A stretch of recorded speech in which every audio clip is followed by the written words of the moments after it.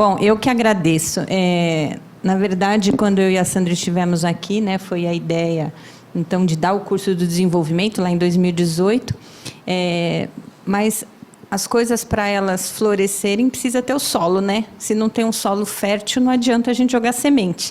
E aqui eu acho que é o solo mais fértil que a gente podia ter encontrado.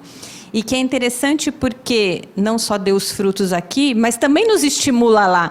Acaba sendo um ciclo de que um estimula o outro a ir atrás, e aí a gente, quando se encontra, sempre tem ideias, né? Então, da vez passada que eu estive aqui, a gente teve essa ideia de começar a fazer essas reuniões nacionais, que tem dado muito certo, porque a gente quer aproximar as pessoas que pensam sobre este conhecimento, sobre este campo, né, que é o desenvolvimento infantil.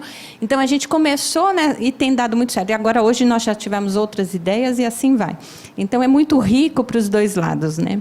Então, sempre que eles me chamam, eu não penso duas vezes. Era para eu ter vindo no mês passado, eu tive o Covid bem no dia que era para vir, mas ainda bem que deu certo. Agora, eu estava pensando, quando eu estava me arrumando para vir para cá, eu falei assim, nossa, eu pareço imposto de renda. Todo ano eu apareço lá, eles têm que me aguentar todo ano.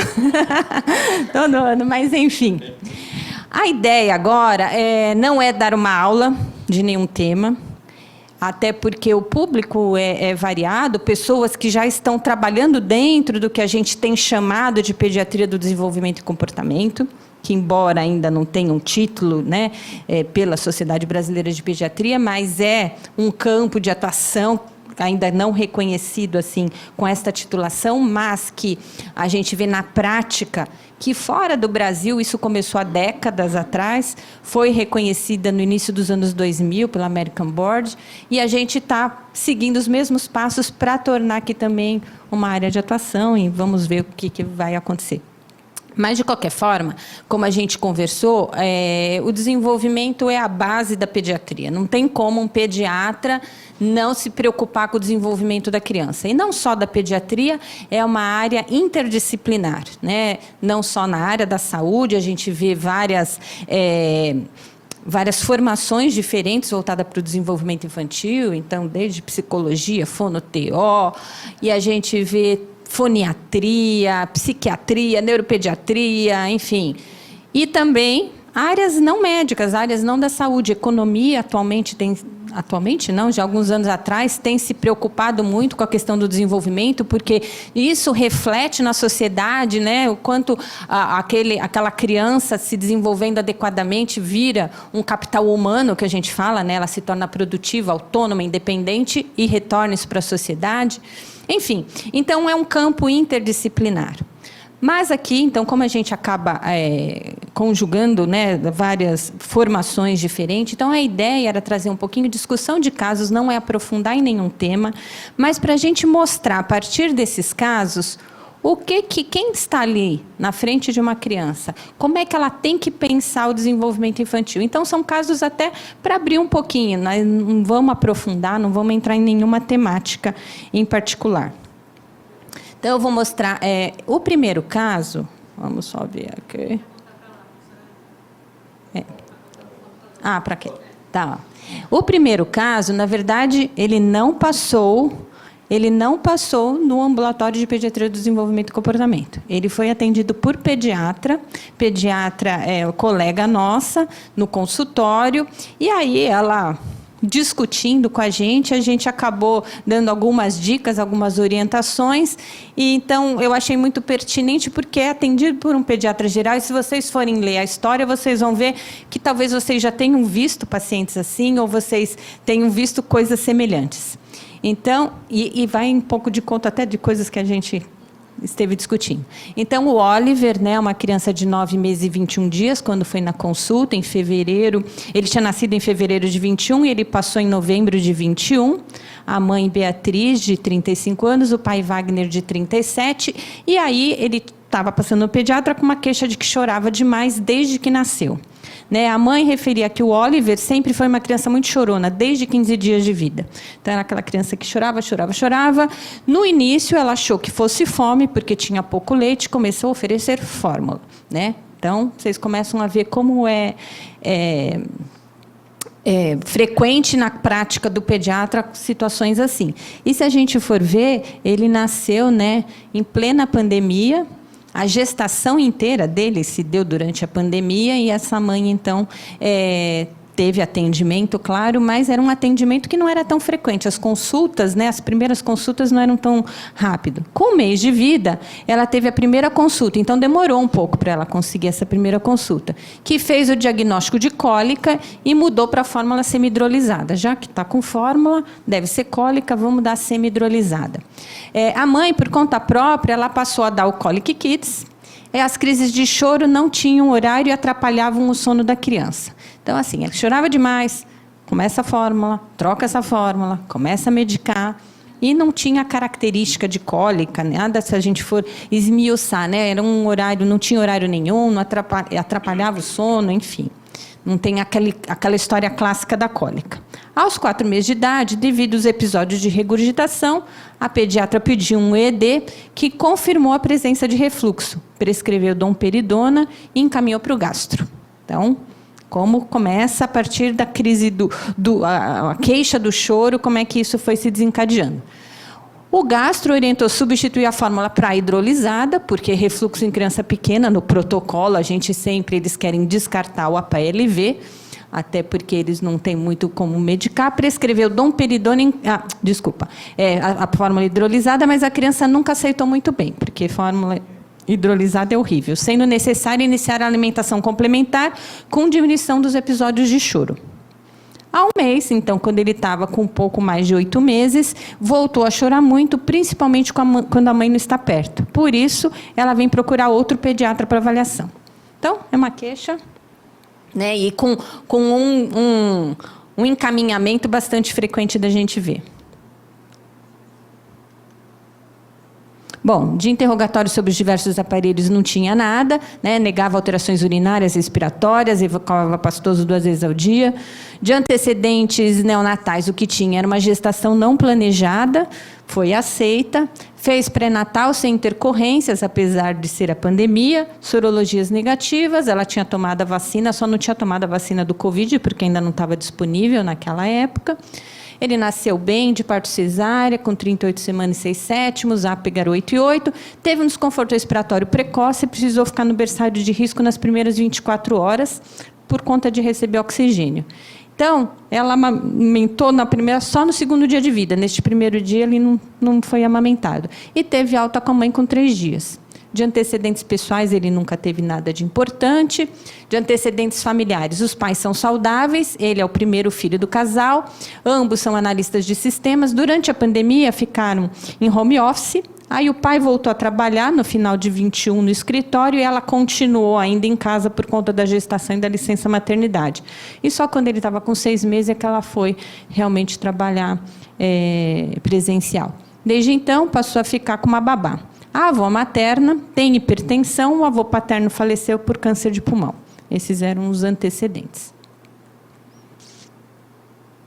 Espera aí, voltou para o mesmo.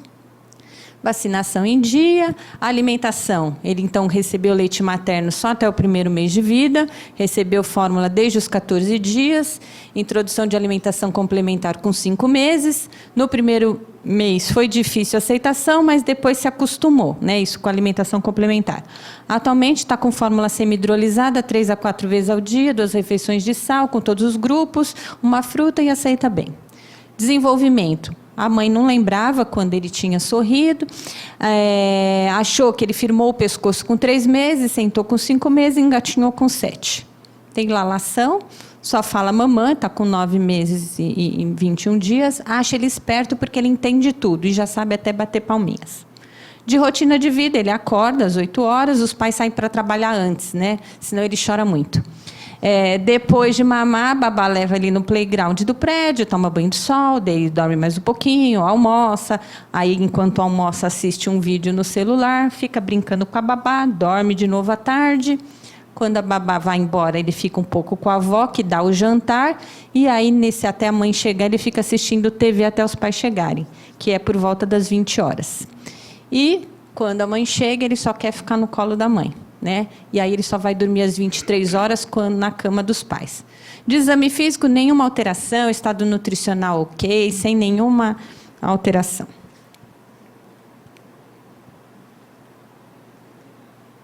E aí, o que vocês podem pensar de hipótese diagnóstica para uma criança de 9 meses e 21 dias, que tem essa história de que chora demais desde que nasceu?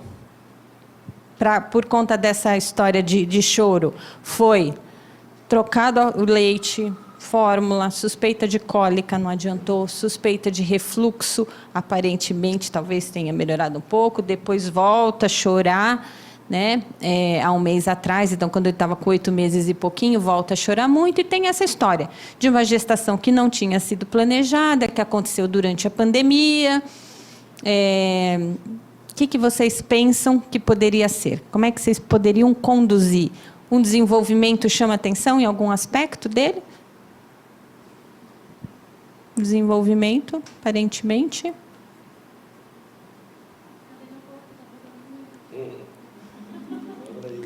E aí? Temos hipóteses diagnósticas? Estava certo? Era refluxo mesmo?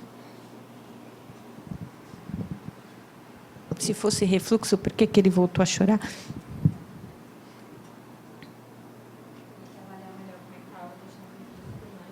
Pensar melhor como é que está essa questão do vínculo. Ela está falando uma coisa importante, né? Essa questão do vínculo entre a mãe e o bebê. O que mais? O que pode fazer a criança nessa idade chorar?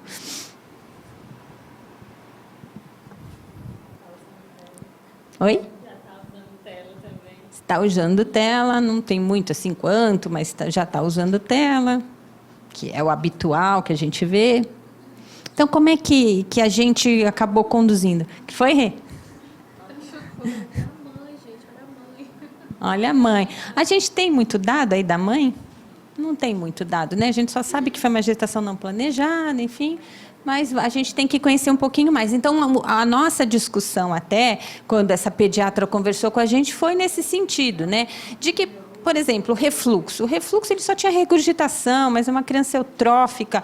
Aquilo era fisiológico, né? Ele ter melhorado era porque o refluxo fisiológico, de fato, melhora quando a criança cresce um pouquinho, começa a ficar sentada. Então, aquilo não estava nos convencendo, né? Então, a gente achava que tinha que aprofundar um pouquinho mais e conhecer, principalmente a questão do vínculo e como é que estava essa mãe, né?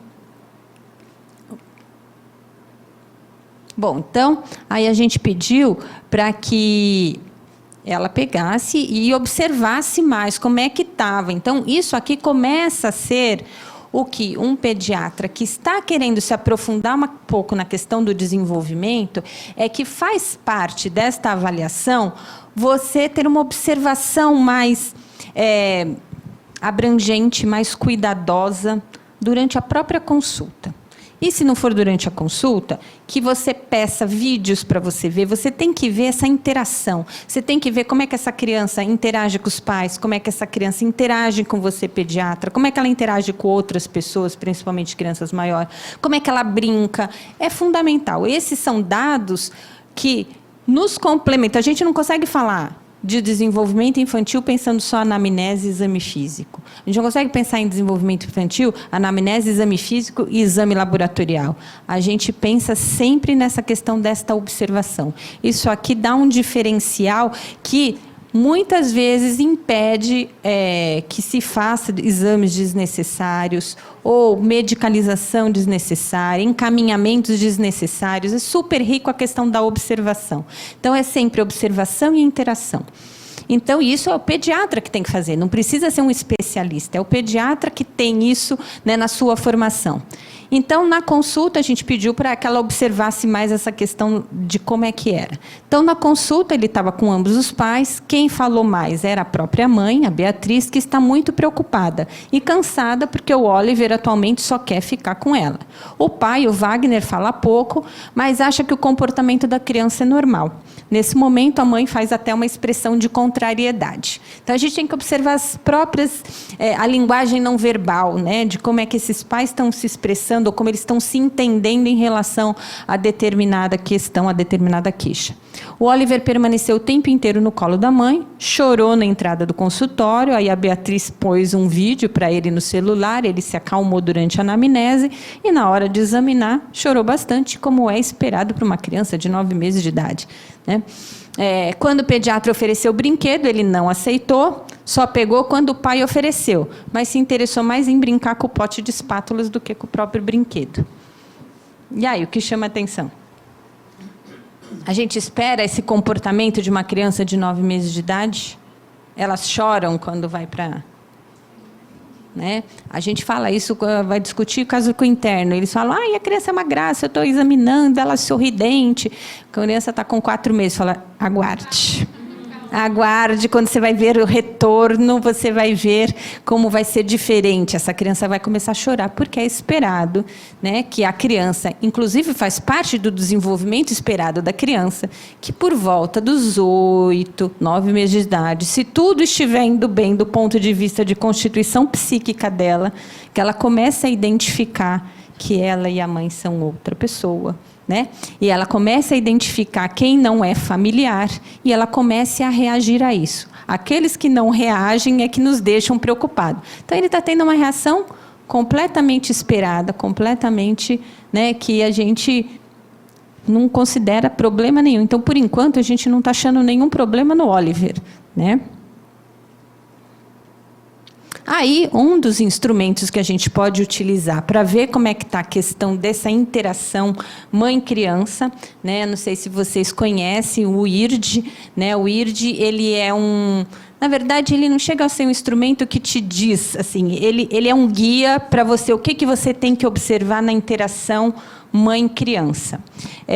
A gente tem, ele serve de 0 a 18 meses de idade, então a gente sabe o que a gente espera que esteja acontecendo em determinada idade. A gente tem do Oliver aqui, né, com a idade, o que ele já estava fazendo ou não estava fazendo na observação, né, na observação dessa interação da mãe com ele e ele com a mãe.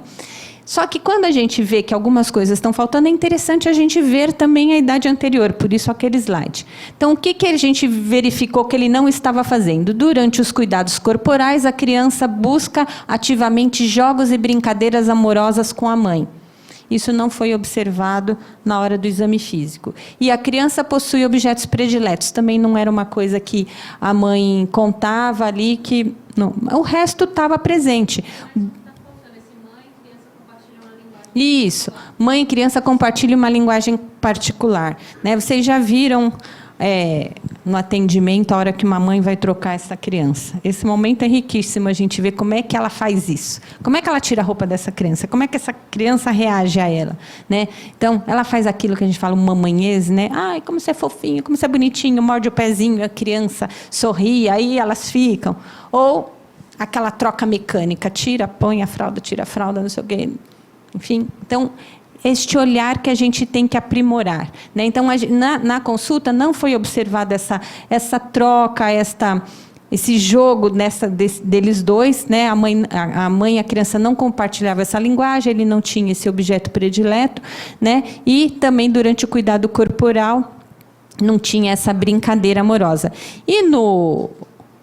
E aí a gente foi verificar o que ele já estava fazendo, a gente verificou também que ele solicita a mãe e faz o intervalo para aguardar a resposta, porque isso significa que eles estão em sintonia, né? A mãe faz uma provocação para a criança devolve, mas tem que ter uma sintonia, um tem que aguardar o outro. Não é o tempo inteiro aquela mãe também super presente que não deixa a criança nem respirar e nem se manifestar, né? A gente não observou isso, apesar dele já estar com 9 meses, isso era esperado por uma idade anterior, e a mãe dá suporte às iniciativas da criança sem poupar-lhe o esforço. Deixa a criança fazer as coisas também, né? Tem aquela mãe que não deixa, que é ansiosa, que vai para cima. Então, o IRJ é um instrumento que ele não te dá diagnósticos, mas ele é interessante porque ele te sensibiliza do que você tem que observar nesta relação. E ele é muito simples, ele está disponível, então ele é bastante simples de ser utilizado.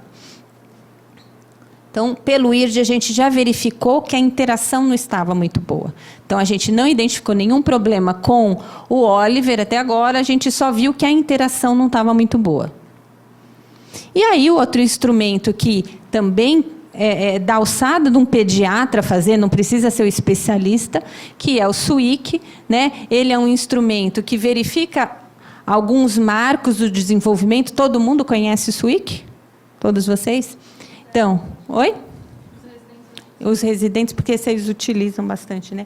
Ele é interessante, ele também não fecha diagnóstico, mas ele sabe em que áreas você tem que se aprofundar um pouquinho mais. Então, na parte dos marcos do desenvolvimento, o Oliver tinha 14 pontos, que estava dentro do esperado. Vocês utilizam os scores daquele manual anterior ou o brasileiro? O brasileiro, né? Porque os valores são diferentes, né? Então, os marcos do desenvolvimento está dentro do esperado. Se a gente for ver o que ele ainda não fazia muito aqui, era que ele ainda não estava atravessando, andando ali. Mas ele está com 9 meses e 21 dias. Né? Os marcos do desenvolvimento está esperado. A parte de lista de sintomas emocionais. Esta parte que eu acho que é um diferencial legal do SWIC, porque a parte de marcos, a gente tem um pouquinho mais ela incorporada na nossa formação, né, do que a gente tem que ver. A gente tem até a própria caderneta da vigilância, tem bastante marcos. A gente tem marcos, mas essa parte de sintomas emocionais a gente não encontra muito em outros instrumentos. Então, eu acho que esta parte do SWIC é muito interessante. E aí a gente viu que chamou a atenção aqui que ele formou 5 pontos no primeiro domínio, 7 no segundo e 3 no terceiro. Então, todos eles estavam alterados. Todos eles estavam um ponto chamando a atenção. Porque o valor de corte aqui é ser maior ou igual a 3, você considera que pode ter um problema. Então, a gente não verificou nada do ponto de vista de aquisição de marcos de motor, de linguagem, no Oliver, mas a gente identificou sintomas emocionais nele, que é compatível com a queixa do choro, né? E depois, quando a gente vai para outra parte, o que chamou a atenção é simplesmente aqui onde a gente vê como é que esta mãe, como esta mulher está se sentindo, né? Então, o quanto ela está tendo de prazer nas atividades diárias, o quanto ela está se sentindo desanimada, triste, né? Então, ela diz que mais de metade dos dias ela não estava bem. Então, a partir da queixa da criança que não chorava, a gente foi pela história, não identificando nada. Na interação e na observação da criança, a gente viu que a criança em si não tinha nada, mas a gente começou a observar que a interação mãe-criança tinha algum ponto ali que dava dúvida. Aí a gente fez o IRD, confirmou alterações nessa relação, e quando a gente faz o SWIC, a gente começa a perceber que a mãe não estava bem. Então, o problema não é a criança, não adianta eu querer encaminhar a criança para nenhum canto, né? É uma questão da própria mãe que não está bem para exercer a maternagem, né? E se a gente for pensar, o que pode estar levando esta mãe a não estar bem? Pensando na história, faz sentido isso?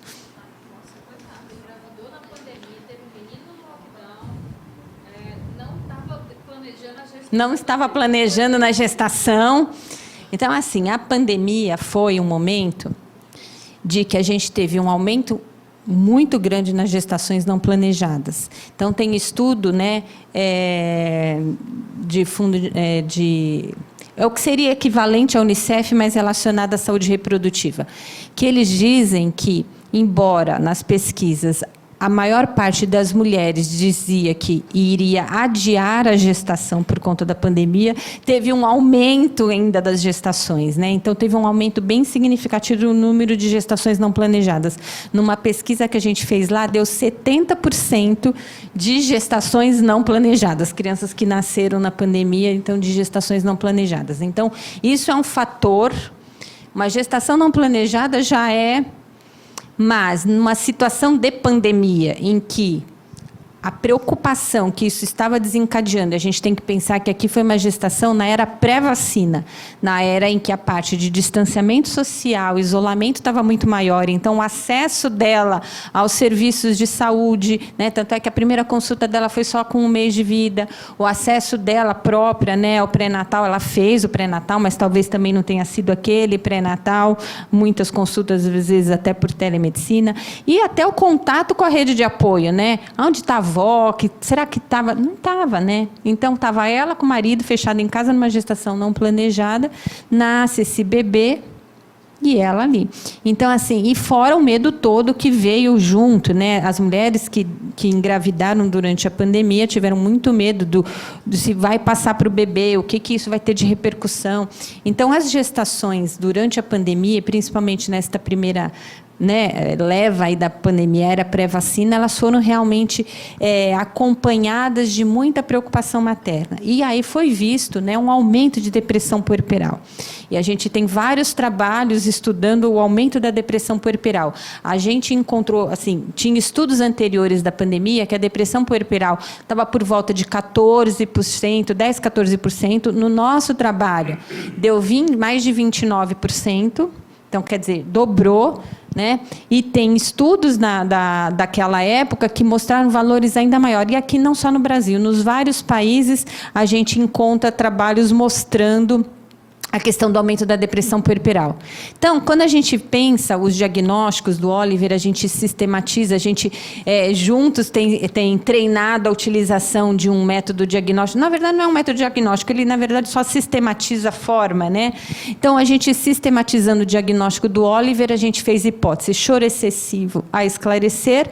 E aí, quando a gente vê um choro excessivo a esclarecer, a gente tem que pensar, primeiro, será que não é a percepção materna que ela acha que ele chora demais, mas é dentro do esperado? Então, a gente sempre tem que questionar, porque a história parte do olhar dela. Se é uma mãe que não está bem, possivelmente ela pode até exacerbar, né, esta queixa. A outra questão é que a gente tem que lembrar que nessa idade, até pus fisiológica entre aspas, né, que é natural ter uma ansiedade de separação, justamente por aquilo que eu estava falando, que tem essa formação da constituição do sujeito, ele começa a se identificar que ele e a mãe não são a mesma pessoa, então é esperado que a criança nessa idade chore, né? Então é fisiológico, né, uma questão que a gente espera. Se a gente for olhar no livro do DC 05, né, que é esse livro, o primeiro capítulo a gente concorda que ele é duvidoso, porque ele vai muito para o lado psiquiátrico.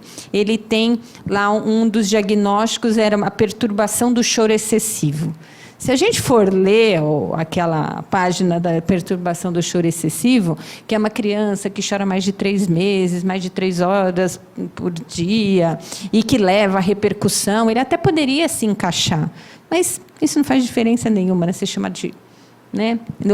E se você lê no final desse diagnóstico pelo DC, ele fala que as questões maternas são um grande fator de risco para a criança ter este tipo de manifestação. Então, é uma manifestação, não é uma patologia, é uma manifestação só, o choro. E no DC, ele tem também uma parte que você vê a parte de relações, né?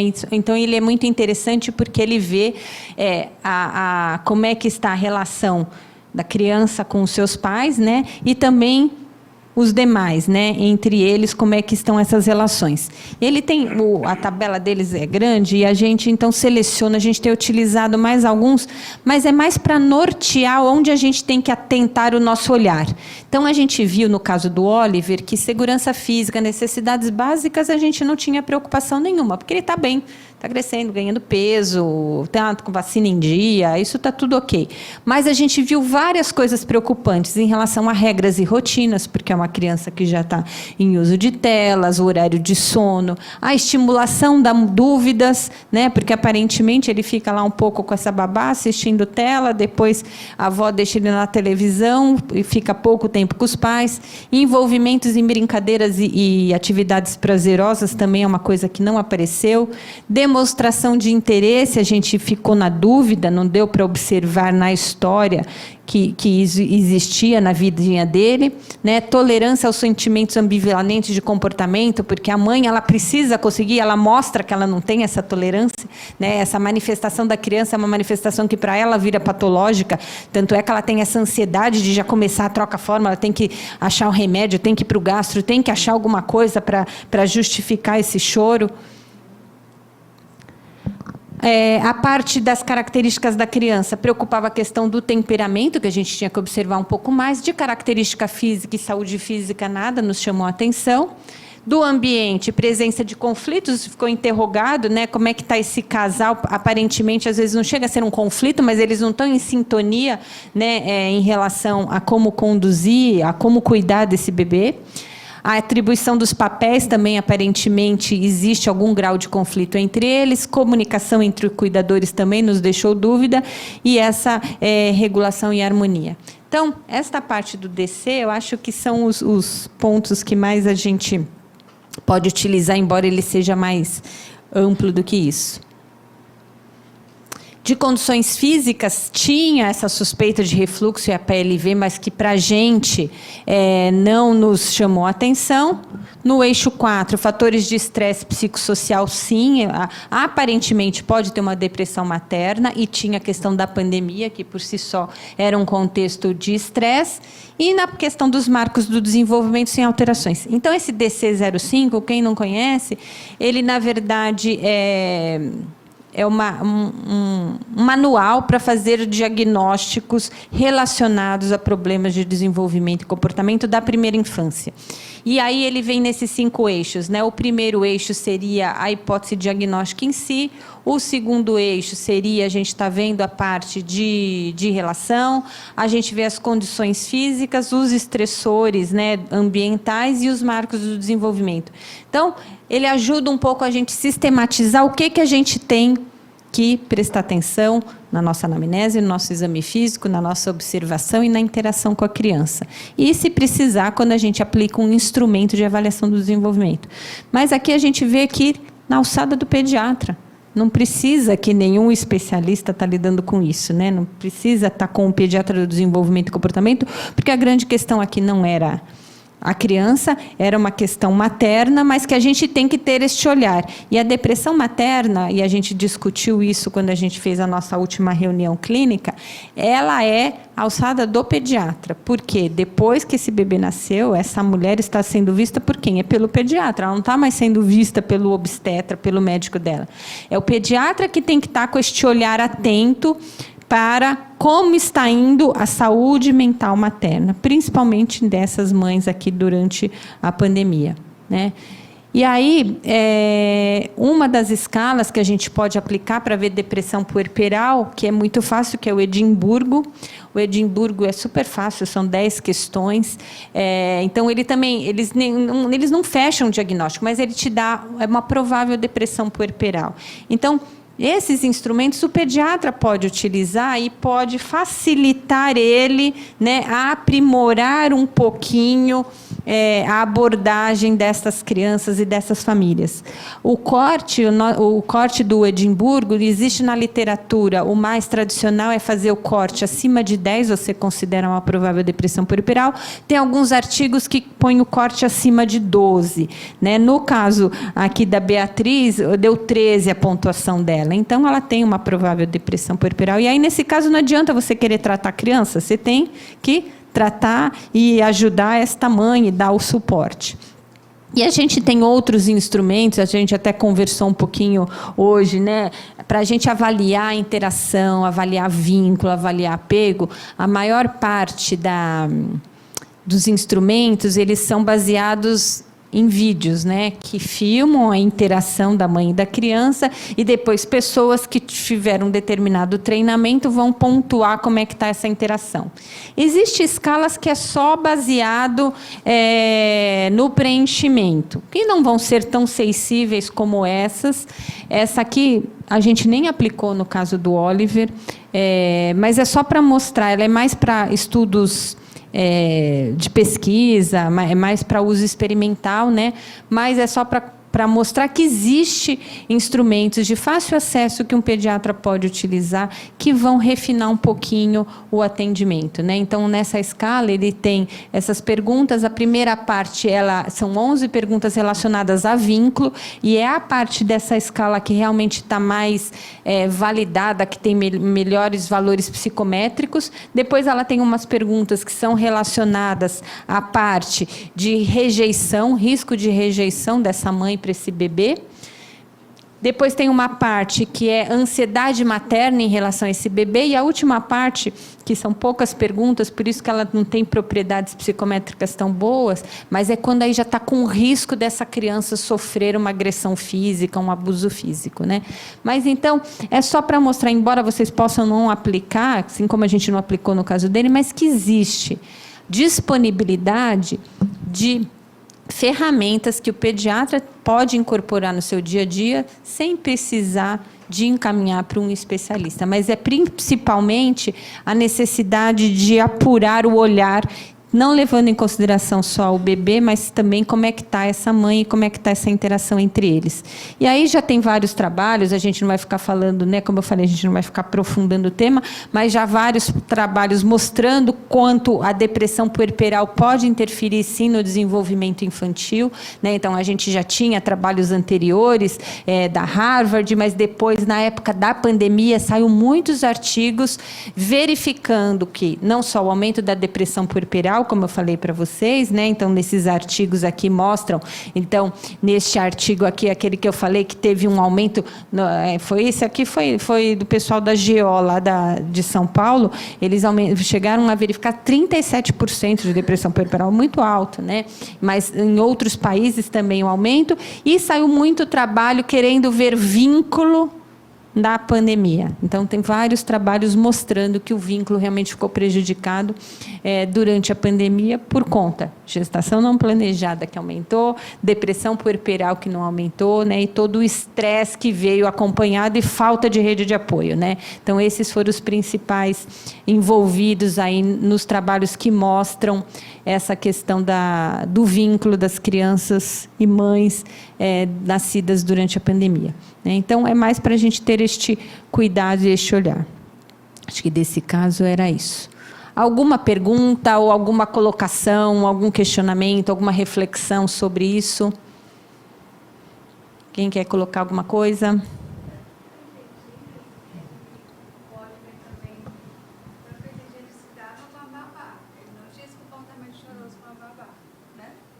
Porque com o pai, na consulta, aparentemente, quando o pai entregava o brinquedo, ele aceitava melhor, né? O comportamento de dependência dele era realmente mais relacionado à mãe, né? A saída escondida era, aparentemente, mais por conta da mãe, né? Com a babá, ele passava bem o dia. Mas quando a mãe estava em casa, ele tinha a dependência. Então, assim, que é bem o sentido do binômio, realmente. Exatamente. Chamou bem a atenção de um aspecto importante, né? Geralmente, a manifestação de quando a criança tem esse comportamento reativo, porque esse choro é um comportamento reativo, ele é reativo àquilo que está sendo mais incômodo, e essa relação com a mãe provavelmente é que a criança não estava encontrando o aconchego necessário, né? Então, provavelmente, os momentos em que ela estava com essa criança, ela não estava entregue a ela, né? E isso vem desde lá do início, desde o primeiro mês de vida, né? Desde os primeiros dias de vida. Então, possivelmente, tem essa questão. Depois, a gente também ouve muito a história baseado no olhar dela, e ela está com o olhar de uma pessoa que não está bem. Então, pode ser que também ela exacerbe as coisas de determinada forma. Vocês já viram quando uma criança... Essa coisa, ela cólica, chora e não sei o quê, e fica um que chacoalha, outro que chacoalha, a criança chora mais. Chega alguém de fora que não está estressado, que está de boa, pega essa criança calma, né? Porque ela sente que ela foi acolhida de uma forma diferente. Essa mãe, ela não está conseguindo passar essa tranquilidade para esse bebê. E coincidiu também que a entrada desta babá é no momento em que ele estava numa fase um pouco melhor, né? E depois ele volta a chorar e tudo mais, mas aí possivelmente era só a questão fisiológica de ansiedade de separação e tudo mais, né? Mas essa importância de que a pessoa que cuida, ela primeiro precisa estar bem. Se ela não está bem, Não tem como. Se a pessoa que cuida não está bem, a criança, né, ela é reativa a este ambiente que não está bem. E ela pode manifestar assim. Em mães com depressão é que o choro do bebê, elas não toleram. Elas têm muita dificuldade de conceber o choro do bebê, né? Elas falam muito disso. O choro incomoda demais. É o choro que irrita, é o choro. E porque assim, tem muitas crianças que às vezes vão chorar da mesma forma, porque faz parte da criança chorar, né? Tem um trabalho interessante, antigo, que falava assim: por que os bebês choram? E aí esse é o nome do artigo. E aí a conclusão dele: os bebês choram porque são bebês.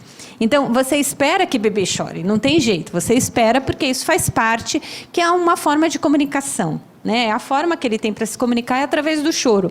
Agora, o que eu faço com esse choro, ou como eu reajo a esse choro, é que vai variar. Né? Então, se a mãe não está bem, ela reage de uma forma que irrita aquilo lá, e aí a criança vai ficando mais irritada, né? Porque ela sente este ambiente hostil. Né? Ela não encontra o aconchego necessário para quando ela está chorando. Né? Aquela mãe que eu falei, que até comentei hoje, né? Que é uma mãe que ela dizia que o filho era muito irritado. Ela tinha gêmeos, né? E ela notava que um era mais irritadinho. Aí eu falei, mas e como é que era esse choro para você? Te irritava? Te cansava? Ela, não, só achava que ele era zangadinho mesmo. Então, assim, quando a mãe está bem, ela consegue fazer uma leitura melhor do que é esse choro do bebê. Choro atormentado. Choro atormentado. Choro atormentado. Então, a forma como vem esse choro. Então, para a pessoa que não está bem, aquilo incomoda muito mais. E aqui, no caso, era a mãe que não estava bem, né? E aí, às vezes, essa mãe vai precisar passar por um apoio psicológico, enfim, mas também a gente tem que reforçar o que a gente chama de coparentalidade. Então, se ela não está bem, e por isso que o pediatra tem que estar muito atento, porque ele, identificando esse lá no início da vida, ele já tem que ir convocando uma rede de apoio para essa mãe. Convoca o pai para, de fato, participar, outras pessoas que possam, de fato, participar. E até quando a gente teve a discussão do caso clínico, lembra que a Denise mostrou um artigo, né, que mostrava, um artigo que ela mostrou, que mostrava que nessas questões da depressão puerperal e o impacto que tem sobre a criança, quando existe um pai presente, atuante, o impacto era muito menor. Né? Então, eles comparavam o que acontecia com a criança depois. Então, a coparentalidade, a rede de apoio é fundamental para essa mãe e para garantir que essa criança fique bem. Porque o que é importante é que alguém exerça a maternagem. Não significa que a maternagem precisa ser a mãe. Alguém precisa ter este cuidado que seria essa função materna, né? Que é acolher, que é cuidar, que é transmitir carinho. Né? Então, não necessariamente precisa ser a mãe. Né? Então, se ela não está bem, ela precisa estar sendo cuidada e alguém tem que estar dando esse suporte para esta criança enquanto essa mãe está se fortalecendo e se recuperando. Mas isso tem que ser precoce, não adianta depois, quando já manifestou alguma questão, um atraso de desenvolvimento. Tem que ser precoce. Essa criança, por exemplo, poderia ter sido evitado esse desmame precoce, esse uso de medicação, né? Esse exame invasivo. Isso tudo teria sido evitado se alguém lá no início, quando atendeu, tivesse identificado isso, tivesse abordado de uma maneira diferente. Essa criança provavelmente talvez tivesse mantido o aleitamento materno, enfim, não teria.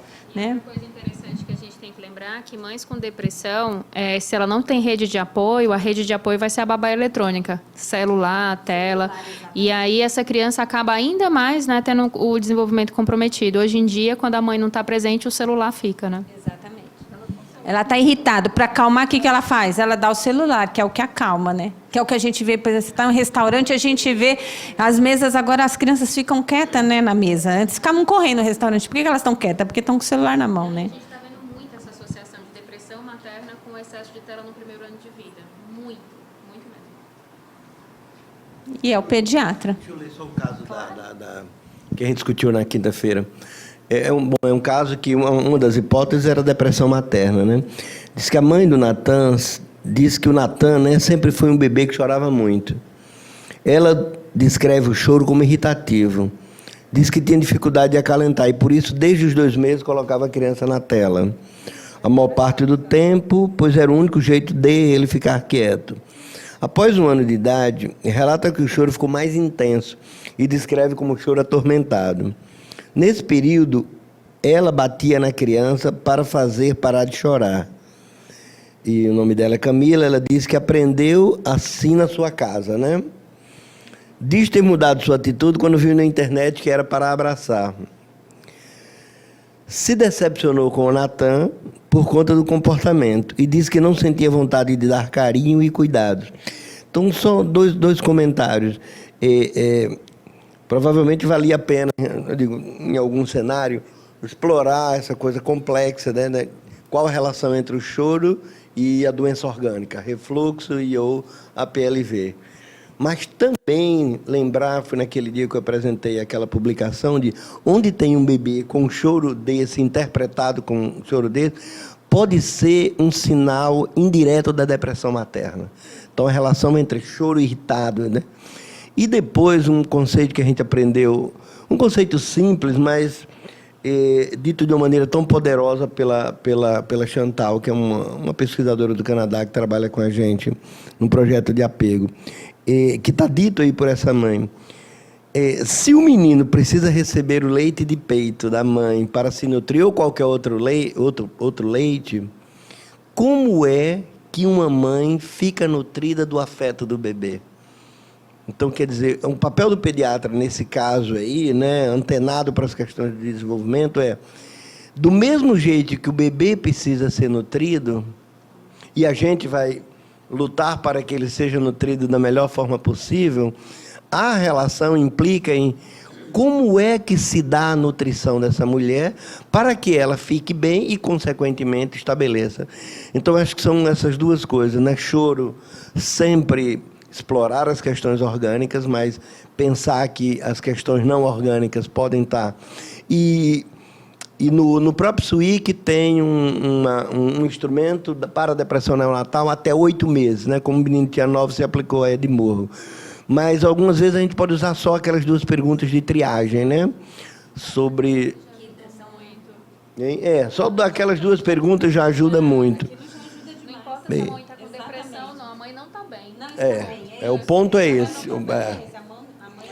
E, gente, não é a gente, não. É o mundo inteiro está achando que a depressão materna, o estado de saúde mental da mãe, ele é subestimado pelos obstetras e subestimado pelos pediatras. Então, há um apelo mundial, né, de que nós entendamos cada vez mais, né, essa questão da depressão materna.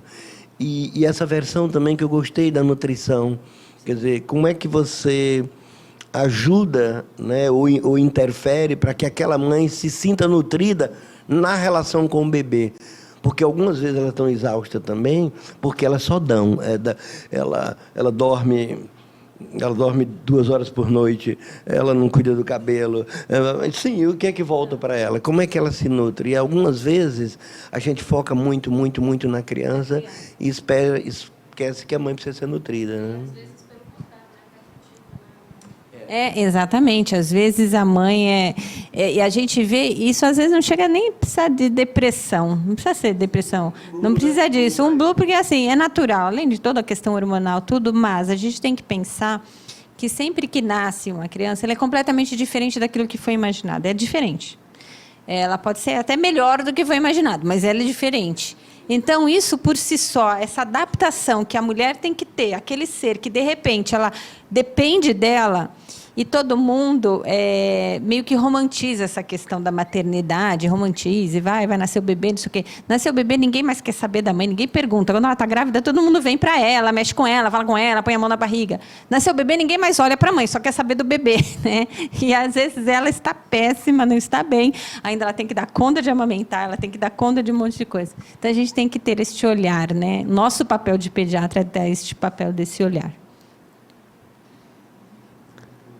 Agora eu vou mostrar aqui outros 2 casos, que são 2 irmãos, então, uma parte da história até em comum, dos antecedentes, né? São 2 irmãos, aí aqui já é esses irmãos, eles passaram no ambulatório do desenvolvimento nosso.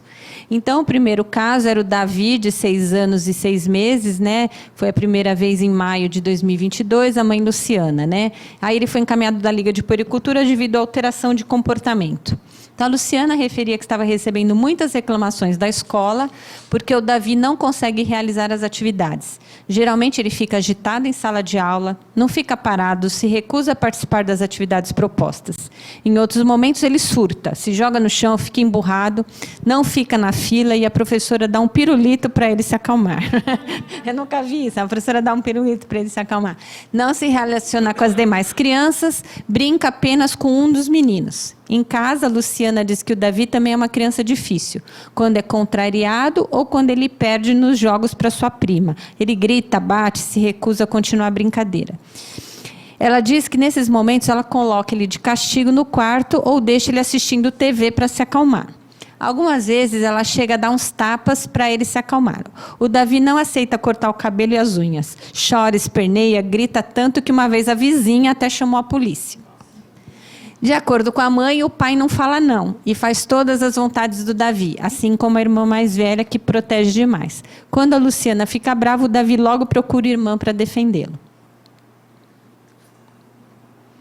Desenvolvimento pregresso e atual. A Luciana acha que o desenvolvimento foi um pouco atrasado até os 3 anos e depois disso ficou igual das outras crianças.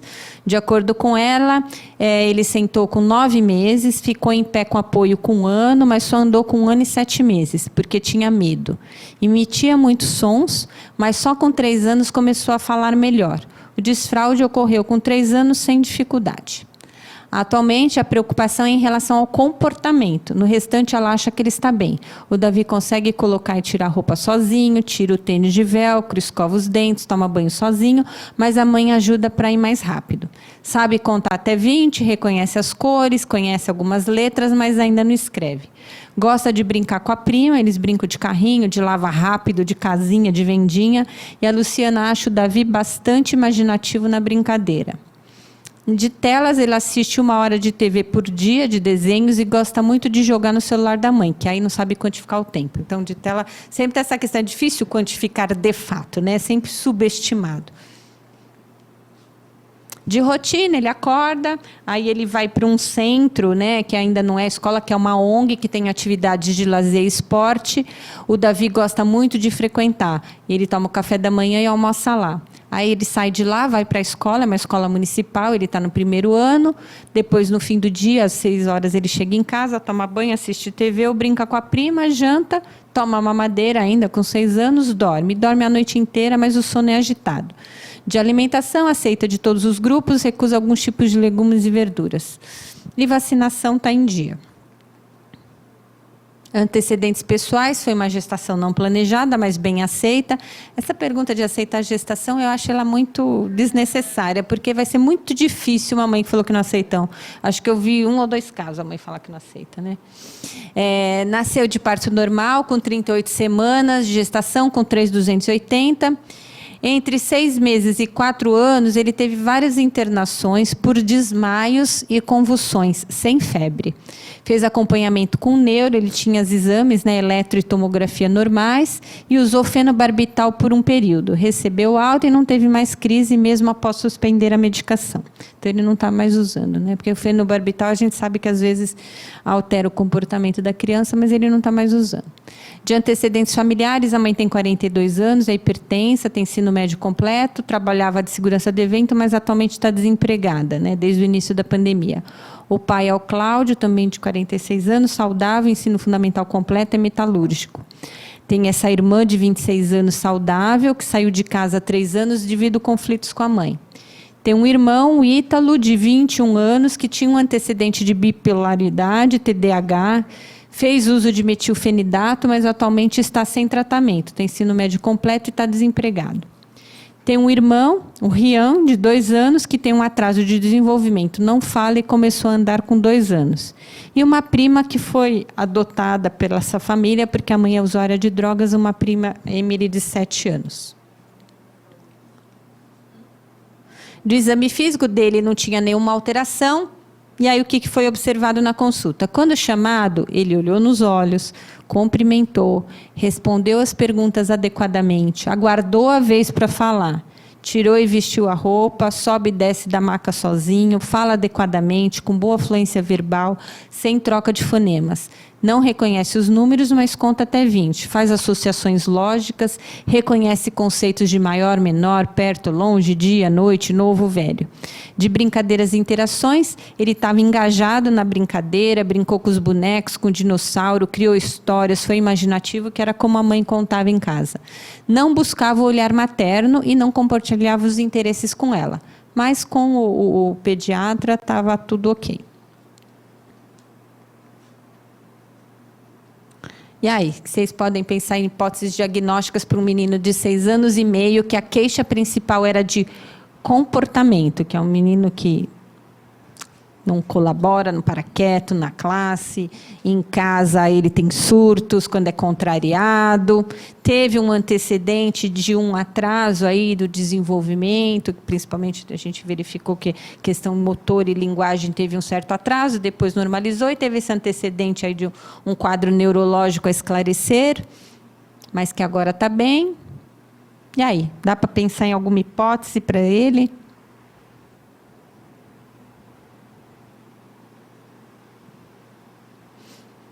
Aqui é uma queixa que também é frequente aparecer para o pediatra, né? Uma criança que, nessa idade, que não para quieto, que tem esse comportamento, é uma queixa que aparece para o pediatra, dá para o pediatra aprofundar, né? Mas aqui também, às vezes, o pediatra do desenvolvimento e comportamento, ele pode ter uma atuação aí de ajudar a aprofundar nesta investigação. Então, aí começa essa interface entre pediatria e esta área, né, que consegue aprofundar um pouquinho essa investigação. Precisaria agora, ele teve esse neuro anterior, quando ele tinha os desmaios, mas por essa queixa de comportamento, precisaria ir para um neuropediatra ou para um psiquiatra infantil, alguém assim?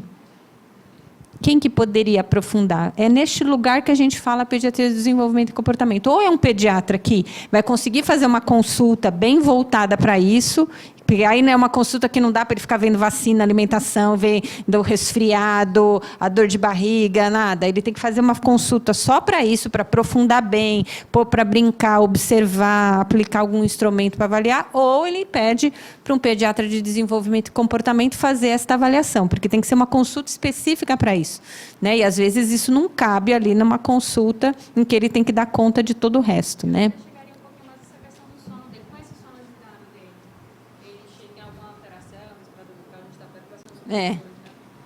Não tem nada disso na história. Não tem nada disso na história. Quando eu vi, eu lembrei, né? Eu lembrei do que você falou, né? Que ela falou que ela tem pacientes que são respiradores orais e com um sono horrível e que isso deixa essas crianças muito agitadas e inquietas durante o dia. Isso aí não foi explorado, mas é bem lembrado. Eu falar para as meninas no retorno dele, tem que perguntar. Você observa, exatamente. Não chamou a atenção. Não chamou a atenção. De roncos, não chamou a atenção. De ser respirador bucal, assim, não chamou a atenção. Então, se a gente for seguir um pouquinho lá para a sistematização diagnóstica, ficou com distúrbio de conduta a esclarecer, uma coisa bem genérica, assim, não dá para fechar nenhum diagnóstico. De condição de saúde física, que eu só inverti um pouco a ordem, até para conta de caber no slide, mas de condição de saúde física. Ele tinha uma epilepsia pregressa, atraso pregresso de aquisição de marcos e tinha esse antecedente familiar do irmão com bipolaridade, um irmão com TDAH, então ele tem um antecedente familiar aí, e tem esse outro irmãozinho que a gente ainda não conhecia, mas eu vou trazer ele também, que tem essa história de atraso motor. Então, isso chamava a atenção do ponto de vista orgânico, né? Quando a gente vai ver a questão relacional, a gente se preocupou com algumas coisas. Segurança física, né? Porque tem essa questão de que a mãe bate, né, no menino quando ele não para quieto. Para a vizinha chamar a polícia, quer dizer que foi um nível a mais ali, né? O estresse dele foi a mais. Então, isso nos preocupou.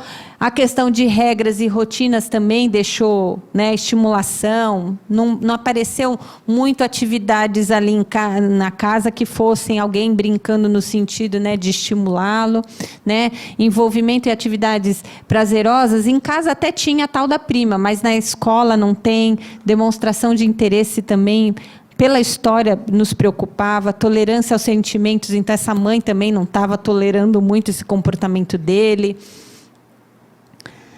o temperamento dele, né, que é basicamente a queixa, de característica física não preocupava nada, de saúde física tinha essa questão pregressa aí que nos preocupava, de ter tido desmaio, ter tido epilepsia, né?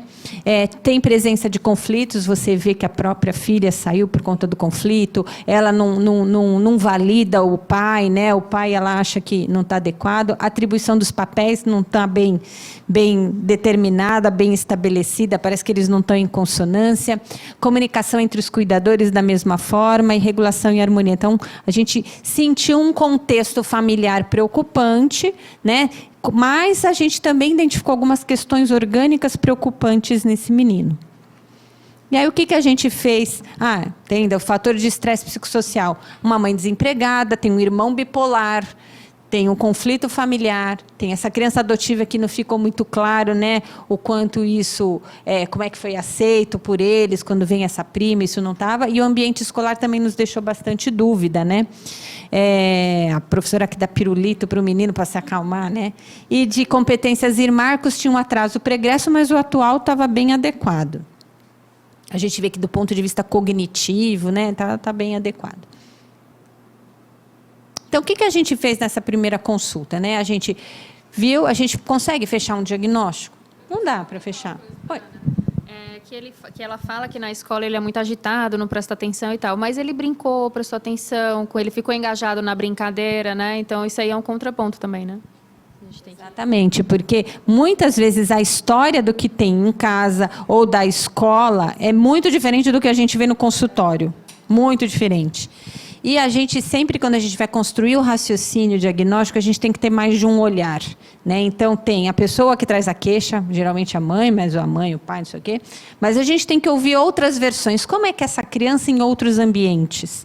Mas também, se a gente só pergunta para a mãe, vem só na versão da mãe. Eu adoro pedir relatório para a escola. Mas o relatório para a escola, a gente tem que tomar um pouco de cuidado, porque, às vezes, o relatório para a escola, a gente não pode ler aquilo e já tomar diagnósticos pelo que vem escrito, porque muitas vezes o que vem escrito é muito tendencioso, né?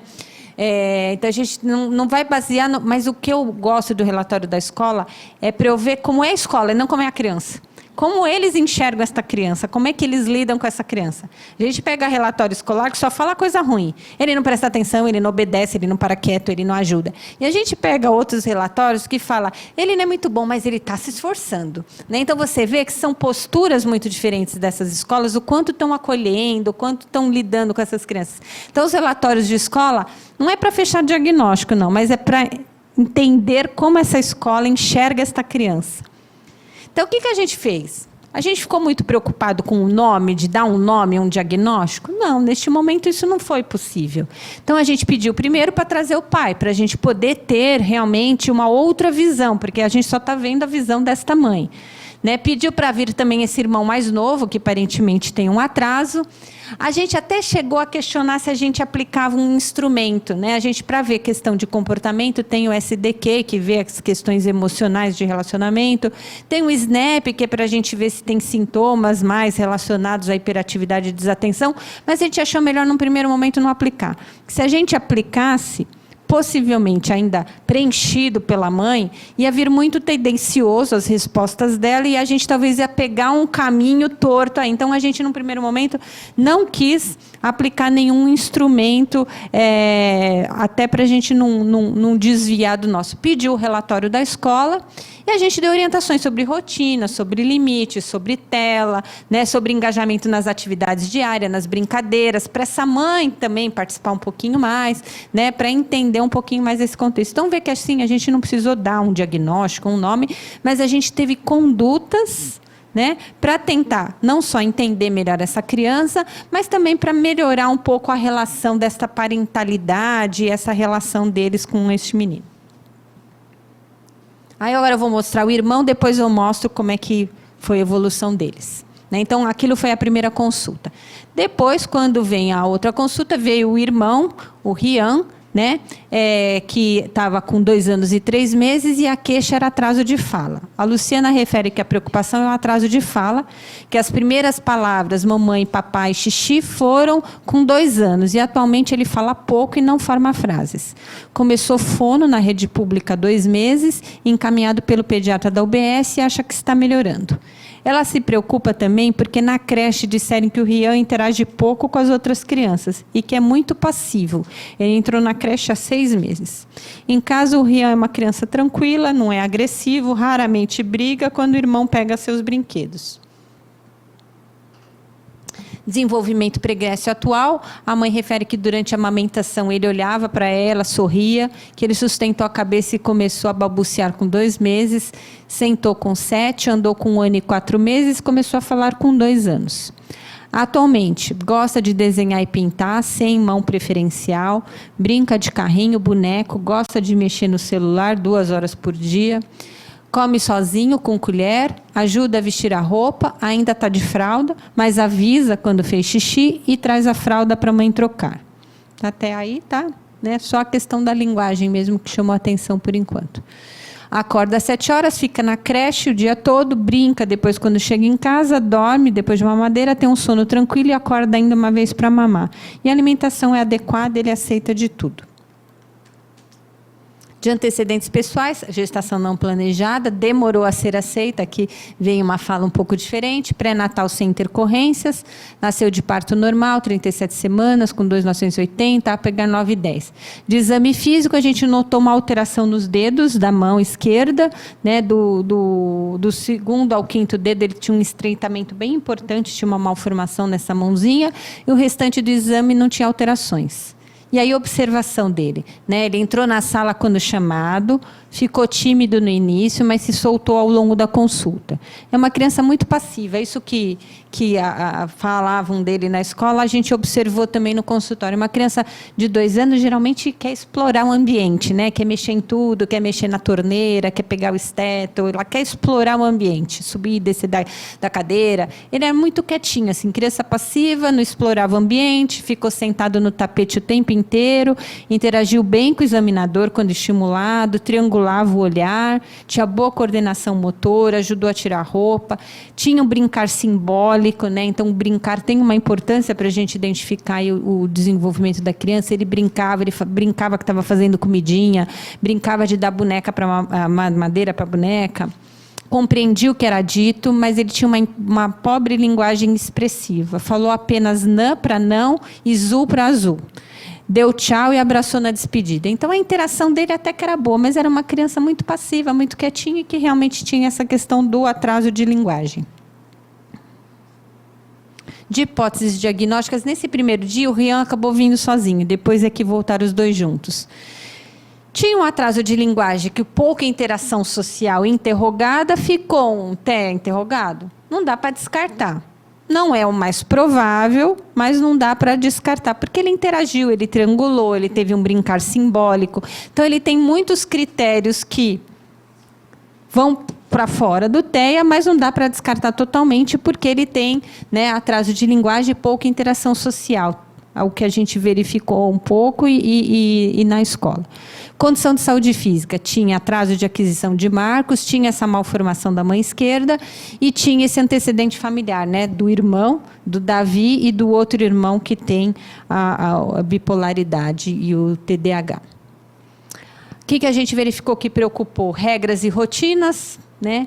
Estimulação também que não estava adequada, envolvimento com a brincadeira que era bem pobre, a demonstração de interesse dele também não era, a mãe com ele, aparentemente, ele não dá trabalho, né? Então, com ele ela está tranquila, né? Ele não dá trabalho, ele é bonzinho, ele fica quieto, quase não briga, enfim. Preocupou as características físicas, porque ele tem esta malformação, né? Mas o ambiente é o mesmo do ambiente do outro, que a gente percebeu o conflito, que os pais aparentemente não estão aí falando a mesma língua, então nos preocupava algumas questões. De estresse psicossocial, a mãe desempregada, esse irmão bipolar, a mesma coisa, né? O conflito familiar, não sabe da história da prima, e essa adaptação na creche também, né? Pouco tempo que ele está na creche, a gente não sabe como é que está essa adaptação. E de competências em Marcos teve um pouco de atraso motor, ainda estava ali dentro, mas ele demorou um pouquinho para andar. O atraso de linguagem e esse social cognitivo é bem interrogado, né? E o cognitivo nessa idade é um pouco difícil da gente conseguir perceber, do social dá dúvidas. Então, não deu para descartar totalmente TEA, mas também não é o mais provável. Então, o que a gente fez? Pedir para voltar, né, no dia que viesse o irmão.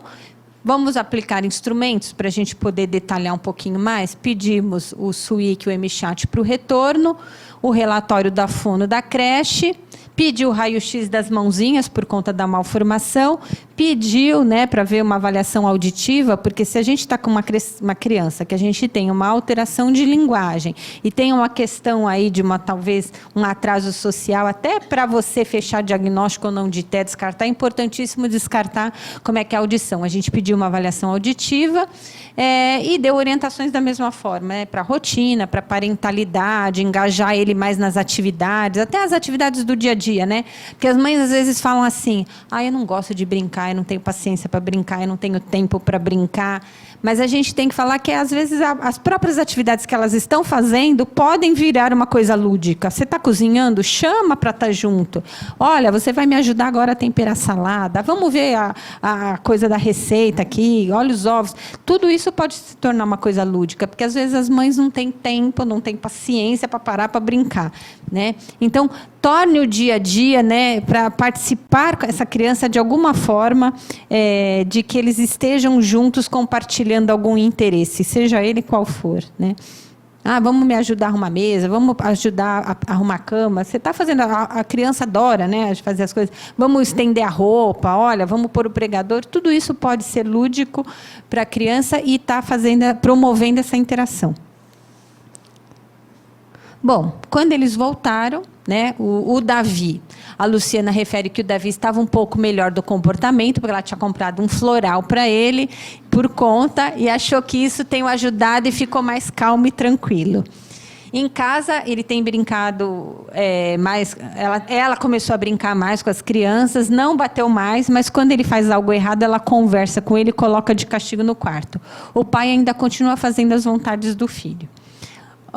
Na escola, lá naquela ONG que ele ia, a professora chamou o Davi de burro. Né? O menino falou isso para a gente, que a professora chamou ele de burro, porque ele era lento para aprender as coisas. Ele começou a se recusar a frequentar a ONG.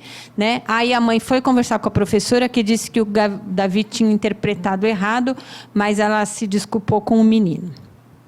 O relatório da escola, o Davi tem um bom relacionamento com os adultos, mas brinca apenas com algumas crianças. É distraído, só realiza as atividades quando incentivado. Tem dificuldade para seguir as regras e não aceita ser repreendido.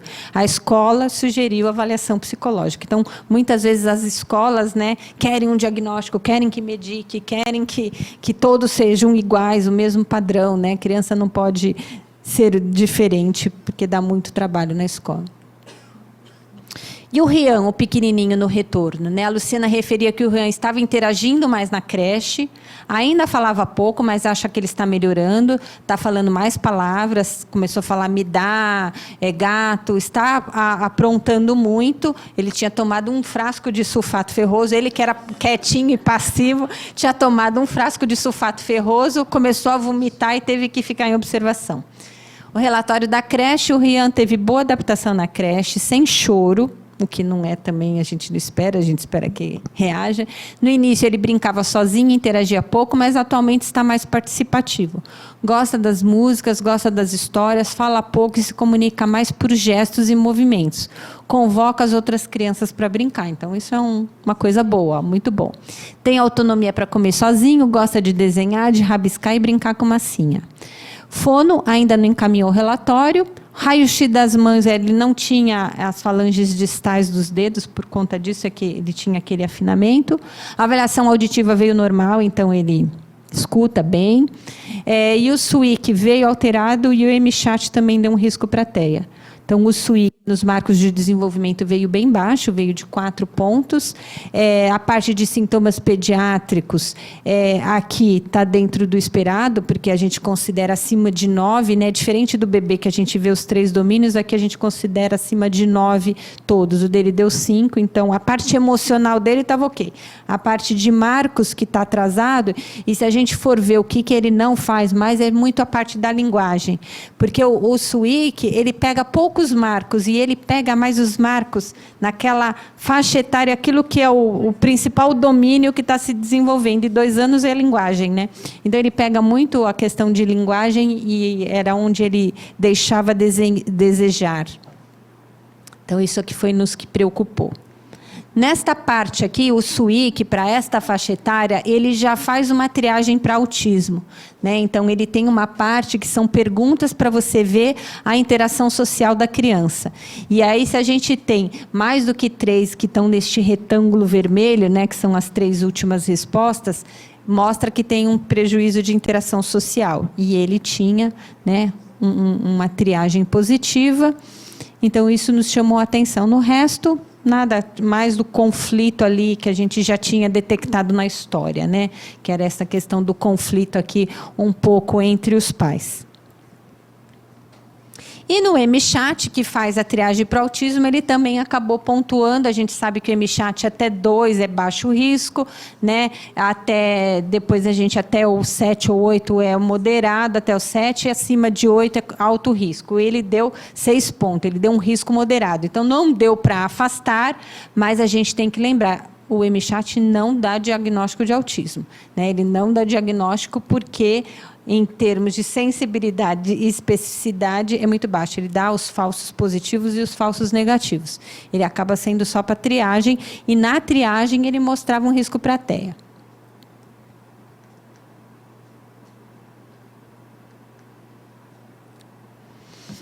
Aí, a gente estava com os 2 juntos lá. Então, vamos observar como são esses 2. O Davi entrou no consultório primeiro, que é o maiorzinho, ficou bastante interessado nos brinquedos, apresentou-se adequadamente, apresentou o irmão Rian para a gente, deu um abraço no irmão.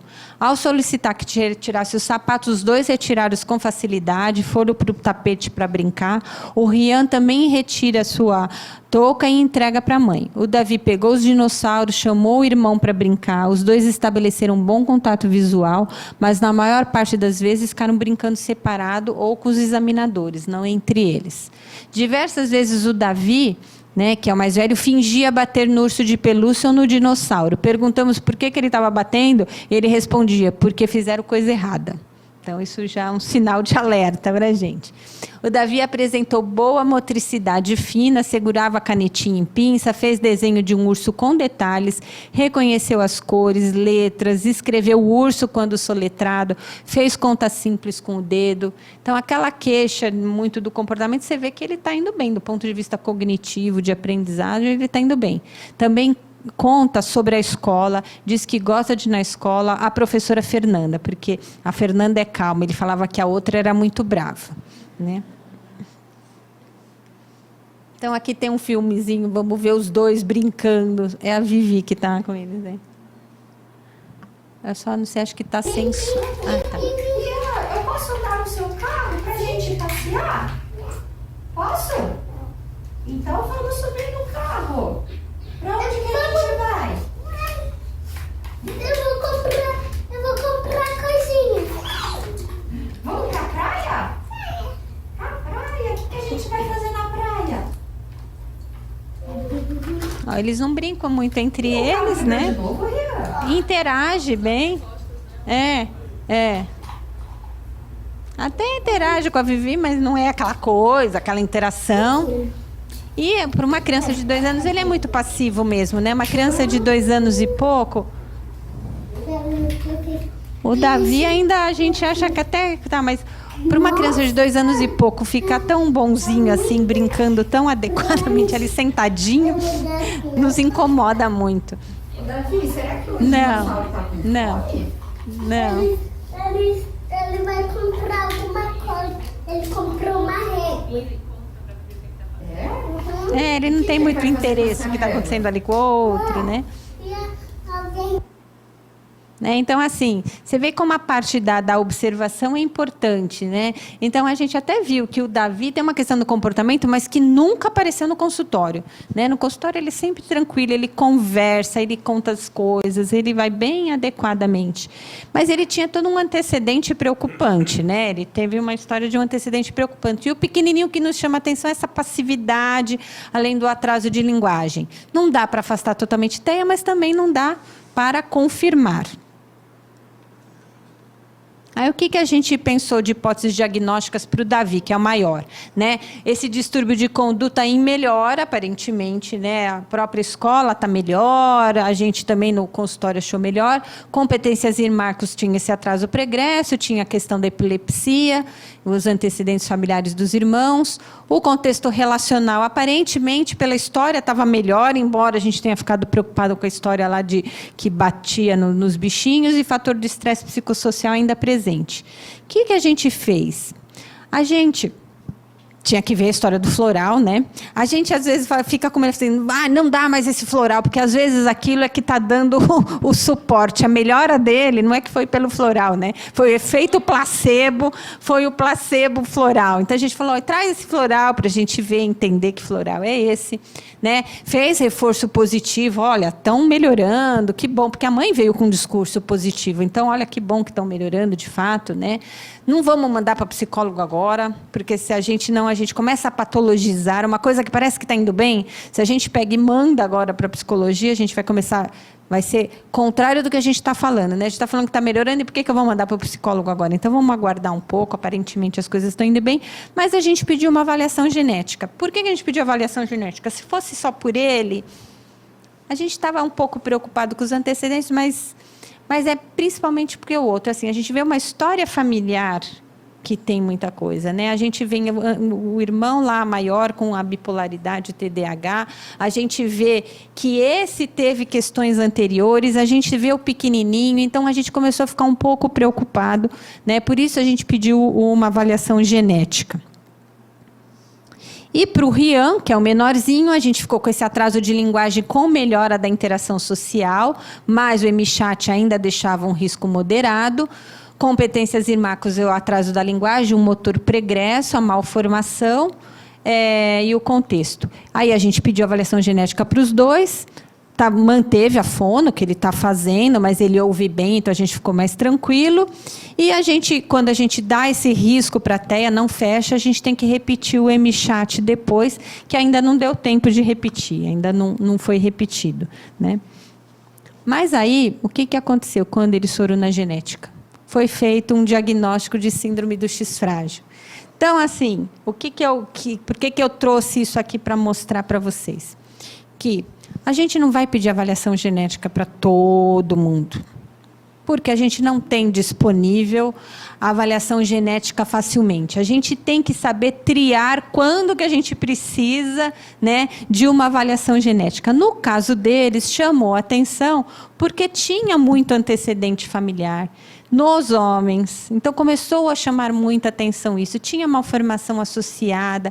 A faces deles não chamava tanta atenção que nem a gente imagina no X frágil, porque o X frágil tem... Exatamente, ela fica, às vezes, aparente depois. E tem uma coisa do X frágil que eu acho que é importante o pediatra ter o conhecimento, porque eu própria, antes eu achava assim, X frágil...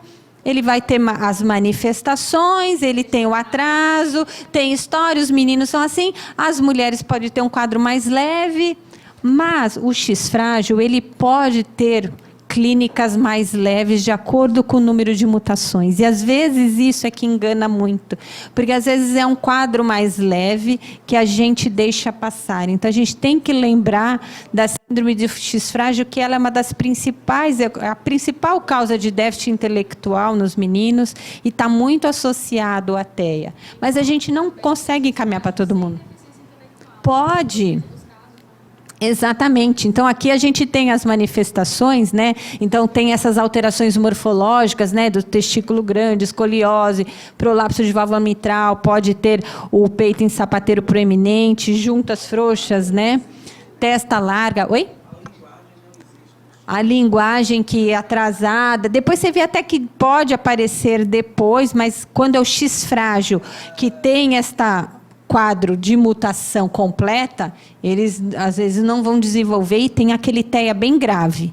Né? Tem um TEA grave, um atraso de linguagem grave. Esses que têm esta pré-mutação, eles podem ter um quadro duvidoso. Este é o que a gente tem que... Porque o outro vai aparecer. Mas esses que têm a pré-mutação, que aparentemente é o que tem esses meninos. Porque eles não... Né? Você viu que o Davi, ele até que está indo melhor agora, né? Mas a gente... Se ele tivesse a mutação completa, ele não ia ter esta melhora que ele teve. Então, a gente tem que se preocupar. Interessante no X-frágil, porque assim, tem algumas crianças que têm alguns sintomas sugestivos de TEA, mas eles se interessam por outras crianças, eles são carinhosos, eles gostam de que isso não tem num TEA, né? A criança Exatamente. tem interesse pelo outro, e às vezes eles têm quase todas as características de TEA, mas eles têm essa atração por outras pessoas de interesse. Aí você fica, o que é isso, né? Vai também pensar no X-frágil. E aqui, então, a gente vê todas as alterações morfológicas que às vezes vão demorar para aparecer quando é maiorzinha, que vai ficar mais evidente a face, mas tem que lembrar dos sintomas e características. Baixo tônus muscular, então pode ter um atraso motor por conta disso, atraso de fala, timidez excessiva, irritabilidade, comportamento hiperativo. Então, a gente vê aqui o Davi, aqui a gente vê o Rian, que é uma criança passiva, ansiedade, macrocefalia, orelha grande, e aqui são as alterações morfológicas, né? Aquele rosto comprido e tudo mais. Então, a gente vê essa questão genética, é uma questão que a gente não pode nunca deixar de lado, a gente não tem acesso, então a gente tem que saber para quem que a gente vai pedir. Então, se a gente começa a ver uma história, várias alterações familiares que nem eles têm, malformações associadas, vale a pena fazer uma avaliação. O X-frágil, a gente sabe que o diagnóstico pode ser por cariótipo, mas o cariótipo muitas vezes pode dar falso positivo ou falso negativo. O cariótipo é o que a gente tem mais acesso, né? Mas ele pode dar falso positivo ou negativo. O melhor método seria uma análise de DNA, que aí a nossa grande dificuldade é ter acesso de fato. O tratamento é só para as manifestações, né? Anticonvulsivante, estabilizador de humor, antidepressivo, reabilitação e o aconselhamento genético. Então, eu acho que aqui também o recado principal é esse. A gente, às vezes, o nome, o diagnóstico, às vezes não vai fazer diferença para aquela criança, porque não tem um tratamento específico para aquilo. Mas o papel importante do aconselhamento genético.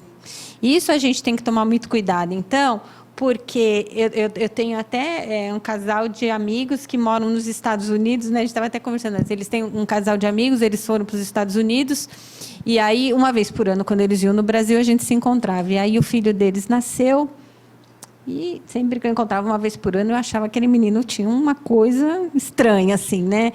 Daí, ele tem atraso de linguagem, ele não fala, mas é porque os pais falam português, nos Estados Unidos falam inglês, e a babá fala espanhol porque ela é mexicana, então, por isso, o atraso de linguagem. Mas eu via que não era só aquilo, mas eu não era pediatra. Aí eu nunca mais vi, né? Porque depois das outras vezes que eles vinham, eles não traziam o filho, porque o filho não se comportava muito bem, então eles não traziam mais. Os encontros era só com o casal.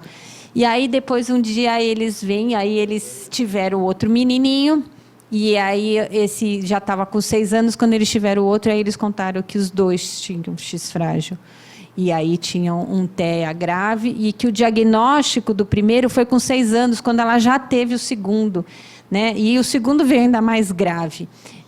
Então, por quê? Falhou lá atrás, né? Falhou lá atrás, com o atraso de linguagem só pela questão aí da língua, só pela questão não sei o quê.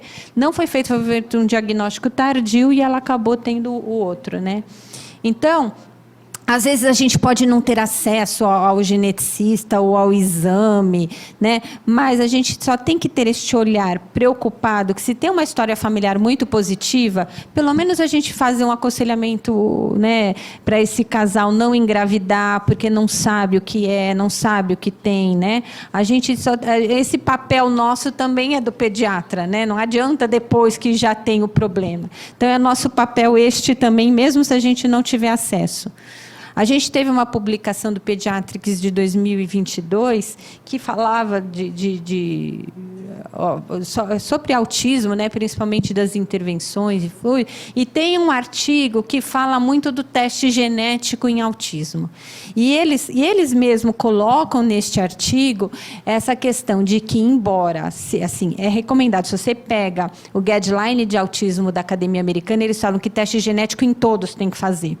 Eles falam que TEA, todos têm que fazer teste genético. Vocês me perguntam, vocês fazem? Não. Porque a gente não tem. A gente não tem o teste genético. Mas isso não é só a gente. Porque se você vê o artigo deles americano, eles próprios colocam que menos de 20% deles fazem o teste genético e deles, ainda um número muito menor descarta X frágil, né? Então, eles mesmos estão questionando, né? A gente sabe que precisaria, porque uma grande parte dos autismos tem realmente uma história familiar, mas a gente sabe que não estão fazendo, porque a dificuldade é do acesso. E esse artigo ele é super curtinho, ele é 2 páginas, mas ele discute muito isso, essa dificuldade do acesso ao exame. Então, o que eu quero falar é que a gente, enquanto pediatra, a gente só tem que tomar esse cuidado. Eu estou identificando alguma coisa? Eu posso não ter o exame, eu posso não conseguir o geneticista, mas eu posso dar orientações, eu posso dar um aconselhamento. E para quem? Se eu tiver que escolher alguém, eu tenho um para fazer exame, eu vou fazer baseado na minha história. Essa história tem que ser muito rica. Se eu vejo que tem uma história familiar, tem alguma coisa assim, esse vale a pena fazer. Não precisa ser para todo mundo, né? Embora o artigo diga que precisa ser para todos os TEAs, a gente não consegue. Então, vamos selecionar, pelo menos, para quem que a gente vai solicitar o exame. Então, assim, o que nesses casos eu queria trazer de reflexões para a gente fazer junto? Primeiro, que é o papel dos profissionais de saúde na saúde mental materna. Então, a gente tem que, sim, enquanto pediatras ou enquanto profissionais de saúde que estão lidando com as mães, tem que estar muito atento para esta questão. Porque a gente que tem essa questão de detectar precocemente, né? E com isso a gente está podendo facilitar a questão da criança. Oi. Assim, em relação às mães, né, que você detecta isso aí, como que elas recebem a sua preocupação em que procurar, em que... De uma maneira, elas se entregam na hora. De uma maneira que você mostra que você está preocupado com ela, que você está olhando para ela, elas choram, a grande maioria chora e se entrega. Até que, enfim, alguém está aqui para me ajudar. Não está só olhando que minha filha tem um problema. Elas se sentem acolhidas. Elas se sentem acolhidas. A gente só tem que tomar um cuidado. Não passar de uma forma que ela se sente a culpa, porque ela tem um problema e, com isso, ela está causando um problema no filho, né? Mas eu falo assim, no sentido diagnóstico. Né? De diagnóstico. Entendeu? Você de fala não ser bem recebido. Você falou do diagnóstico de X frágil ou do diagnóstico da depressão? Em relação à mãe. Não, elas, de uma maneira, elas aceitam bem. Teve uma que ela Não aceitou? não achou. Que não tinha problema. Você não está bem. Você está sobrecarregada. A depressão é um diagnóstico. Sim. E existem várias outras coisas. Por exemplo, transtorno de ansiedade. Eu tenho uma no consultório Sim. que ela tem um transtorno de ansiedade grave. E o impacto é na criança. Esse vínculo aí foi acabado. Sim, Entendeu? com certeza. Eu tive que agir com a avó. Então, aí vem isso que eu ia te falar. Você tem que recorrer a outras pessoas. E o pai Você tem que não queria recorrer. aceitar isso aí. Não, isso. A depressão é mais fácil elas aceitarem, porque elas já estão precisando de ajuda. A ansiedade já é diferente. Porque daí ela não está se sentindo mal. Ela não está se sentindo mal, né? Então, é mais difícil. Quem está com depressão está se sentindo mal. Quando alguém fala, eu vou aqui te dar um apoio, ela fala, ai, meu Deus, até que enfim, se entrega, né? Agora, a ansiedade já é mais difícil, de fato, né? É mais difícil. É doença. E aí, você fez certo. Você tem que convocar outras pessoas que possam estar... Precisam. E, às vezes, a gente não vai dar um nome, né? Às vezes, a gente vai falar assim, olha, eu estou percebendo que você não está bem, eu estou percebendo, né? Ou, às vezes, a gente pode... É uma atuação, isso não serve só para isso, serve para muita coisa. Quando a gente acha que eles não vão aceitar bem. Até coisa assim simples, obesidade, sei lá, enfim. Às vezes você faz ele chegar àquilo. Você fala assim, o que você está achando sobre você? Não fala assim, olha, eu estou achando que você não está bem. Você fala assim, me fala uma coisa, como é que você está se vendo? O que você está achando? Você faz ela meio a chegar àquela conclusão, sabe? É a mesma coisa com a obesidade da criança. Você vai falar assim para a mãe, olha, eu estou achando que ele está acima do peso, ela não vai aceitar. Agora você fala, o que você acha do peso dele? Aí você fala, eu acho que está bom. Ela fala, acho que está bom. Então você fala, não, mas olha, vamos ver melhor? Então, às vezes, você vai fazendo e construindo junto com a pessoa a ela chegar a esse diagnóstico. Então, às vezes, você não consegue falar, você não está bem. Mas se você falar assim, me fala, como é que está para você? O que você está achando? Você está tranquila? Você vai ajudando, mas você não está achando que está trabalhando demais ou que está, sabe? Você está precisando de alguma ajuda? Você vai meio que induzindo e levando ela junto. Mas, de fato, a ansiedade talvez seja um pouco mais difícil, né? A depressão, de fato, a maior parte se entrega, elas choram junto e... Às vezes é até difícil o transtorno de ansiedade, porque esse é o tipo da mãe que vai procurando para os pediatras. Ela é tão ansiosa que ela fica, né? Ela só fica naquele que fala exatamente aquilo O que ela quer ouvir, que ela quer ouvir. A ansiedade é mais difícil, de fato. A ansiedade é mais difícil. Então, o nosso papel como pediatra, ver a saúde mental materna, porque o impacto direto é sobre as crianças, né? Esse olhar mais atento para a geração pandemions, que eu falo, né? Porque a gente não sabe o que vai acontecer. A gente tem que olhar, porque a gente está vendo uma coisa aqui, esses vínculos, gestação não planejada, depressão puerperal, o excesso de telos, atrasos de linguagem, as crianças ficaram longe da escola.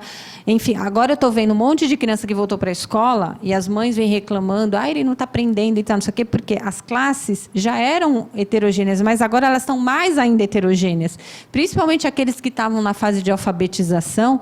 Se a gente for ver, aqueles que perderam bem essa fase da alfabetização, alguns voltaram, que conseguiram evoluir em casa, começaram a escrever, outros nada, e aí a fase está muito heterogênea, então eles estão se sentindo, a autoestima dessas próprias crianças está baixa, porque se compara com os amigos, enfim, está bem complicado. E assim, eu vi escolas, mas eu vi escolas que jogaram um pouco esse papel para a mãe, sabe? Então você tem que ensinar, mas aí a mãe se sente culpada, eu não estou dando conta, mas você não é, você é mãe, você não é professora, né?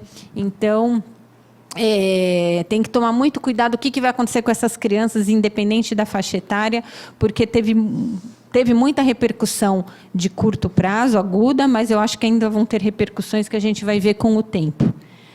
Essa importância do acompanhamento longitudinal. O diagnóstico não é estático. Então, a gente tem que tomar muito cuidado, porque, às vezes, a gente fica muito preocupado de dar um nome. Isso também a gente estava falando muito de manhã, né?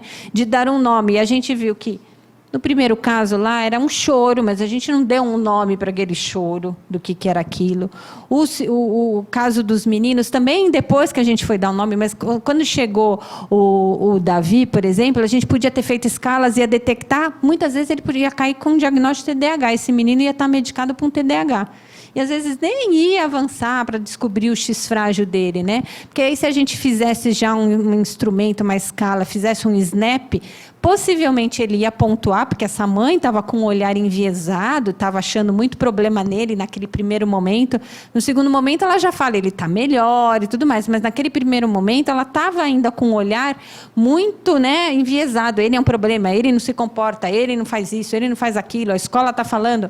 E aí, se a gente fizesse uma escala, naquele momento, possivelmente ia ser positiva. Tá vendo? Ele tem TDAH e ia medicar o menino. Então, tem que tomar cuidado. A gente não precisa ter pressa para o diagnóstico, né? A gente pode, sim, detectar, olha, tem alguma alteração, nós vamos acolhendo. Também não pode falar, ele não tem nada, está tudo ótimo. Mas a gente não precisa fechar o diagnóstico. O que vai dar o diagnóstico é o tempo, é a coisa evolutiva, né? Mas não significa que eu não tenho um diagnóstico, que eu não tenho coisas para fazer. Eu tenho que fazer intervenção. E a gente fala que a intervenção ela não tem que ser baseada no diagnóstico, ela tem que ser baseada na criança. Não é assim, eu preciso ter o nome de TEA para fazer intervenção para o TEA, não.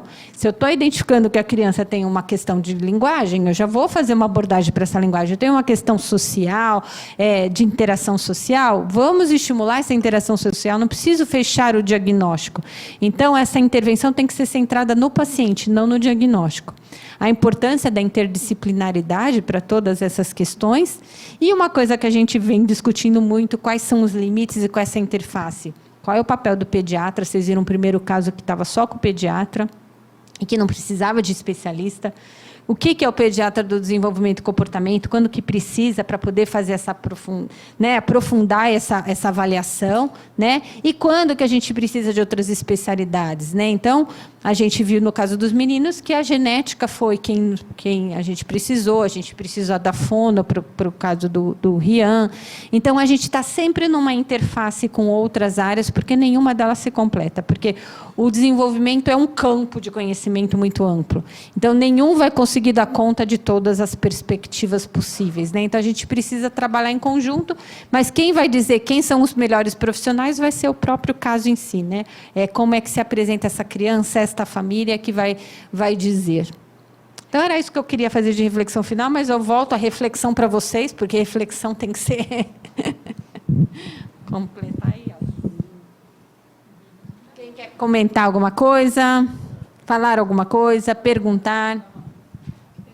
Esse paciente, assim, que você falou que deixaria para a psicologia posteriormente, né? Por que não encaminhar logo para a psicologia, mas não no sentido de uma neuropsicóloga para dar diagnóstico, mas sim de trabalhar o comportamento emocional dele, já que era uma criança que aparentemente não tinha um atraso de problema de aprendizagem, ele tinha birras, né? Uma criança sem limite, e que o pai, né, fazia tudo, e até mesmo para orientar como os pais poderiam agir em algumas situações, né? Então, assim, assim, na minha prática, eu teria encaminhado no sentido da terapia, e não no diagnóstico. Então, a gente não caminhou, porque quando ele voltou, a gente, num primeiro momento, a gente queria conhecer um pouquinho mais a partir de outros olhares. Quando ele voltou, mostrava um pouco de melhora. A escola já estava falando melhor, a mãe estava falando melhor, então a gente achou que a gente ia passar uma mensagem dupla para a mãe. Falar, está melhor, parabéns, você fez as coisas, ele está melhor, né? Que bom, você está brincando com ele, não está batendo, ele está melhorando, mas vamos mandar para o psicólogo.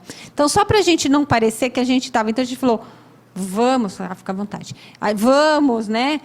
A gente não desconsiderou a necessidade de, em algum momento, mas, às vezes, aquele momento da segunda consulta não foi o ideal. Assim como não foi o ideal, na primeira consulta, a gente fazer um SNAP, um instrumento, porque as coisas elas não são protocoladas. Eu acho que essa é a questão da nossa área, né? Quando você está numa área de urgência e emergência, as coisas são aquilo, faz isso, faz isso, faz isso. Aqui não, você tem que se adaptar ao melhor momento, ao melhor contexto. Então, a gente não considerou que naquela consulta ia ser bom. Porque veio falando melhor, mas agora eu vou te mandar para o psicólogo, ia ficar, entendeu? Então, por que não mandou antes que ele estava pior? Né? E a gente não quis mandar antes, porque estava pior, porque a gente queria conhecer um pouquinho mais, né? A partir de outros olhares. Então, foi por isso que não foi encaminhado. Mas não está descartada essa necessidade.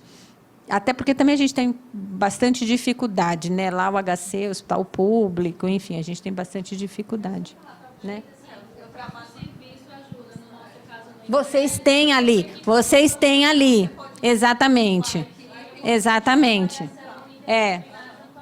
Exatamente. Quando você tem o profissional junto, e aí também é uma questão assim, qual é o profissional? Porque quando você está na sua equipe, vocês estão falando dentro da mesma linguagem. Quando eu encaminho, às vezes vai tomar um descaminho, eu estou fazendo todo um trabalho com essa mãe, criando um vínculo, falando de determinadas coisas, aí entra um outro profissional que atravessa e fala uma coisa completa. Não, é o TDAH. Pronto. Acabou com tudo aquele trabalho que você fez. Quando você tem a equipe junto, você está trabalhando, né, com um olhar semelhante.